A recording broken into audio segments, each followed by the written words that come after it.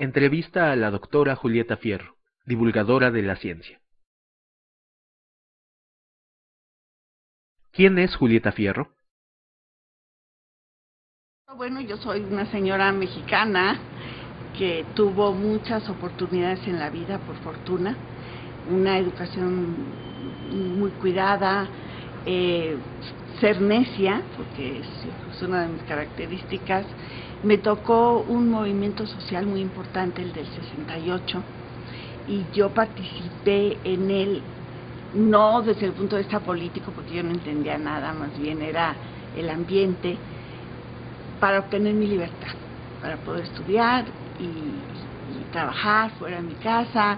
Era la época de los anticonceptivos, no había SIDA, era la época donde todos íbamos a ser iguales, el comunismo, todos íbamos a poder hacer lo que quisiéramos, era la época del amor y paz, y esto marcó mi trayectoria, porque yo siempre he sido una mujer que ha luchado por lo que quiero hacer, aunque sea una necesidad. Y bueno, por eso estoy aquí, yo creo, entre otras cosas, pero sobre todo por las oportunidades. La gente tiende a creer que todos tenemos el mismo tipo de oportunidades, y no es cierto. Hay algunas veces que se concatenan unas con otras, y por eso puede uno estar mejor en algunos aspectos que otras personas. ¿Cuándo decidiste dedicarte a la astronomía?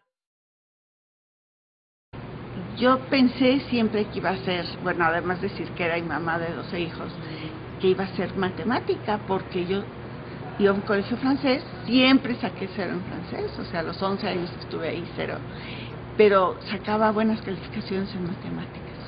Así que yo nunca dudé que iba a ser matemática. Pero mi hermana me dijo, bueno, tú eres tontita, mejor estudia algo más aplicado, porque además, pues la situación en la casa era muy difícil, no sabíamos si nos íbamos a tener que mantener o no, las dos tuvimos que escaparnos de nuestra casa para poder estudiar. Sí, eran otros tiempos, pues, y eso no se hacía. Y entonces me dijo que estudiara física. Yo le hice caso, me inscribí a la carrera de física, que no me gustaba mucho, pero vi un letrero que estaba equivocado y que decía carrera de astrónomo. Y dije, ahora sí encontré lo que yo quiero. Seguramente estuve influida por algo de mi niñez. Sí, 2 cosas. Una es que mi papá, me acuerdo que una madrugada me despertó para ver un cometa. Y me acuerdo por la ventana ver aquella maravilla. Y la otra es que él tenía muchos libros de muchos temas. A mí me costaba mucho trabajo leer, y me sigue costando trabajo, pero había libros con ilustraciones. Y recuerdo una ilustración de 2 galaxias chocando, y dije, no, esto es lo más importante que puede haber en el mundo. Y bueno, pues estoy en esas. ¿Cuál es la satisfacción que te brinda el ser científica? Ser científico es fantástico, es una vida fascinante. Todos los días te despiertas y tienes ideas. ¿Qué voy a hacer hoy? Pues lo que yo quiera. Es una vida muy interesante porque estás rodeado de personas interesantes. Y bueno, luego te tienen unas satisfacciones inesperadas, ¿no? Una vez hice una cama de clavos, pero no industrializada, o sea, de clavo por clavo. Fue una locura, porque pesadísima, los clavos irregulares, en fin. Y la llevé a una estación de metro. Y me puse ahí con mi cama de clavos, un montón de globos, y la gente que iba pasando les decía, a ver, acuéstese aquí, les enseñaba la técnica. Y una vez pasó una señora, ama de casa, común y corriente, de esas con su delantalcito de señora, con las bolsas del mandado, y le dije, venga, acuéstese en mi cama. Y pues estaba toda tímida, dijo que no, que cómo, que ella no, sí, no se preocupe, yo le enseño cómo. Y se acostó en la cama de clavos y estaba feliz. Y al día siguiente regresó con sus niños y ella les explicó cómo hacerlo. Y eso para mí fue extraordinario. ¿Qué se necesita para ser un científico?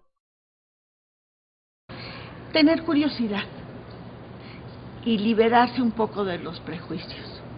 Los investigadores lo que hacemos es que le hacemos preguntas a la naturaleza. O sea, nos surge una duda. Y ya que se nos ocurrió la pregunta, pues vemos si no la ha contestado alguien alguna vez. Y si hay contestación que no nos satisface, nos damos cuenta que sigue siendo una muy buena pregunta. y después diseñamos alguna manera de hacerle esa pregunta a la naturaleza.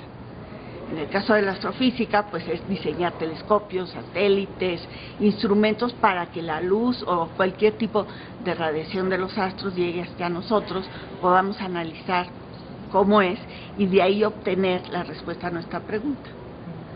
En general, la naturaleza contesta mucho más de lo que le preguntamos, mucho más. Y por eso la ciencia es inacabable, porque por cada respuesta pues surgen miles de preguntas nuevas. ¿Qué hace un científico para crear conocimiento? El científico lo primero que hace es pensar. Después, cuando se le ocurre una pregunta, hace observaciones si son necesarias, pero no siempre pueden ser ideas nada más.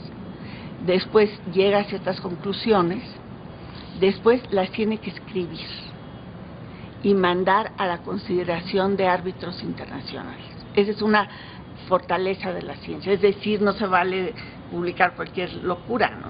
O sea, tiene que ser algo fundamentado. Si la revista acepta el artículo y los árbitros están de acuerdo, se publica ese artículo. Hay por fortuna una lengua franca en la ciencia que es el inglés, y una vez que sale la publicación, pues se somete nuestra idea a la comunidad internacional.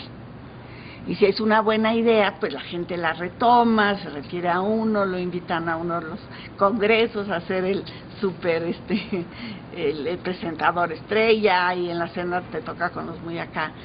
Y si se ignora tu artículo, pues piensas que algo puede estar mal, ¿no?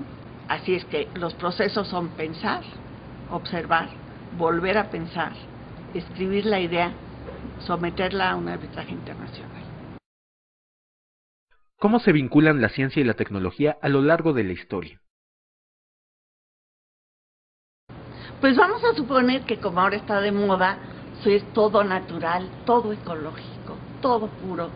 Regresamos a la naturaleza y vamos a ser todos cazadores-recolectores. Es lo que naturalmente se nos da. No se da naturalmente de un edificio, aceptar las reglas del estacionamiento, en fin, no, eso no. Estado salvaje. Entonces, ¿qué haría yo? Número 1, pues robarme a un chamaco muy guapo, ¿no? Número 2, robarme algo muy importante para ti, porque somos cazadores-recolectores. La pregunta es, ¿cuánto tiempo creen que resistiríamos en ese ambiente de cazadores-recolectores? ¿Cuántos días, meses, semanas? Sería terrorífico, ya no podemos. Somos demasiados humanos, los bienes naturales ya no alcanzan y tenemos que buscar otra solución. Es decir, lo que se nos da gratis, como cuando éramos cazadores-recolectores, tomando del ambiente lo que queríamos, éramos muy pocos humanos y la naturaleza podía restablecerse sola, como lo hace con todas las especies animales y vegetales que viven en simbiosis. Pero ahora ya no podemos hacer eso. Lo que es gratis, la atmósfera, por ejemplo, ¿qué tal estamos dando en la torre? Las pesquerías en alta mar también están desapareciendo. Es decir, tenemos que apostarle a otra cosa. Y la otra cosa es la innovación. La innovación lo que hace es producir productos que tardan decenas de años en elaborarse, como esto. Investigaciones millonarias, durante 40 años se le estuvo poniendo dinero para poder hacer este aparato. Por ejemplo, la astrofísica, que tú dirías es una ciencia básica, ¿a quién le importa? Fue la que diseñó los SDs, es decir, los instrumentos de grabación de imágenes.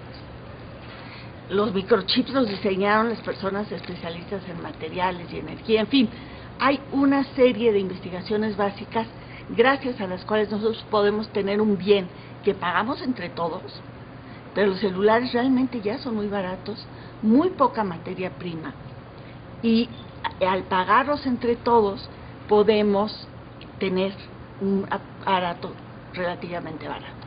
Es decir, la única manera que la humanidad tiene, que sabemos, para sobrevivir en este momento es la innovación.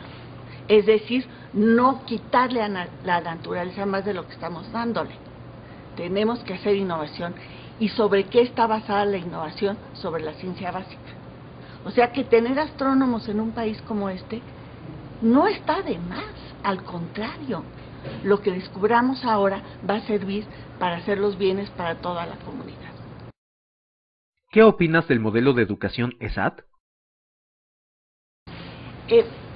Yo creo que dado la manera como diseñamos los planes y programas de estudios, tienen dos problemas fundamentales, ¿no? Los diseños. Uno, están diseñados para hombres y se fueron medio adaptando a lo largo de los siglos, desde la Edad Media hasta ahora, para las circunstancias modernas.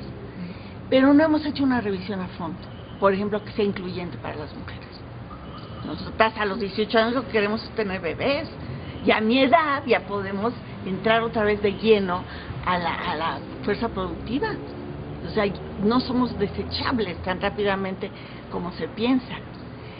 Y por eso es tan importante que haya modalidades abiertas.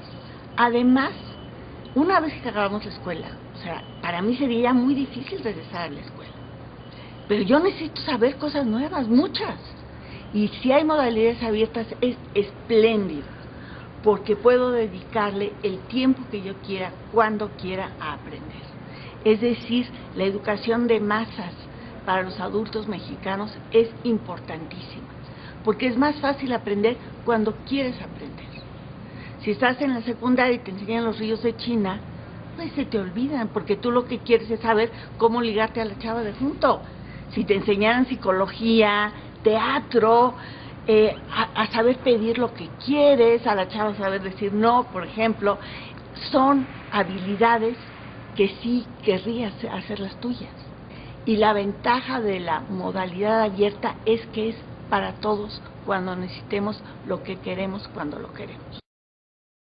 ¿Qué papel juega la creatividad en la generación de conocimiento científico?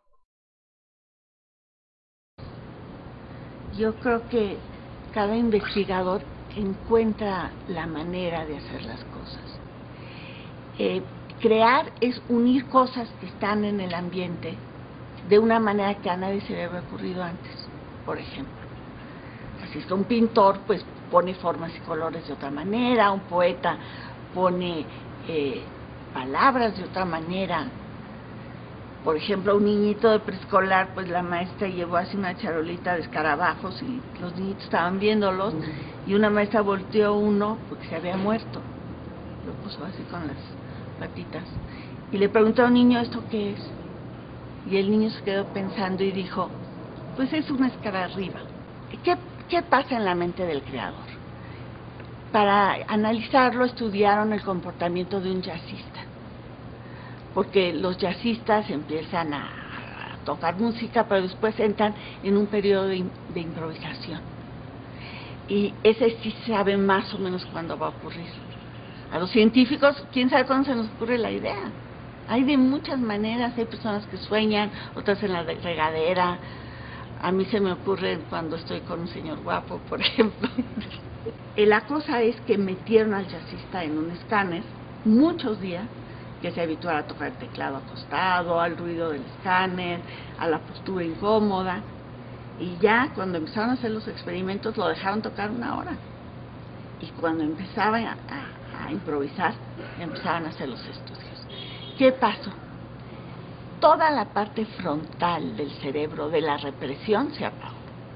Los buenos modales, las cosas se tienen que hacer de esta manera, para que haya una música padre hay que hacer esto y esto, todo eso se fue, la represión. Y se iluminó todo el resto del cerebro, todo. Y por eso vino este arranque de improvisación y un adrenalinazo maravilloso. O sea, quien estaba improvisando se puso feliz. ¿Qué es lo que nos pasa a los científicos cuando se nos ocurre una buena idea? Yo te invito a ti a que cuando les digas a tus alumnos que si tal cosa, les digan que hagan sus tareas como si fueran un acto de creación, como si fueran Van Gogh, y aunque en este momento los maestros no valoren aquella tarea, si ellos hacen su tarea para que ellos se sientan creadores, van a empezar a asociar, a aprender con placer y a crear con placer. Y todo el resto de su vida van a querer inventar. O sea, otra manera de decorar el pastelito, otra manera de vestirse, o un peinado nuevo, en fin, todas las muchísimas maneras